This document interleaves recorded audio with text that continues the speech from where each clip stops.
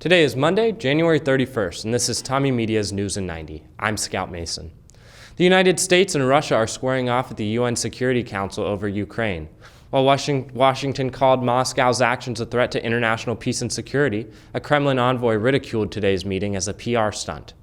The session kicks off more high-level diplomacy this week, although talks between the U.S. and Russia have so far failed to ease tensions in the crisis. Russia has massed an estimated 100,000 troops near Ukraine's borders, stoking fears in the West of an invasion.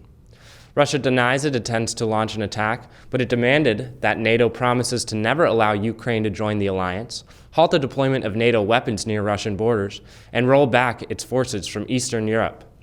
NATO and the U.S. call those demands impossible. Stocks are mixed today as Wall Street heads for its worst month since the early days of the pandemic.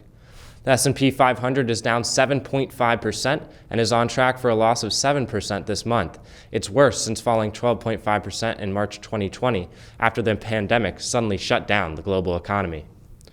Testimony resumes for a second week in the federal trial of 3 former Minneapolis police officers charged with violating George Floyd's civil rights. Federal prosecutors say former officers J. Alexander King, Thomas Lane, and Tu Tao didn't follow their training when they failed to act to save Floyd's life on May 25, 2020. For TommyMedia.com, I'm Scout Mason.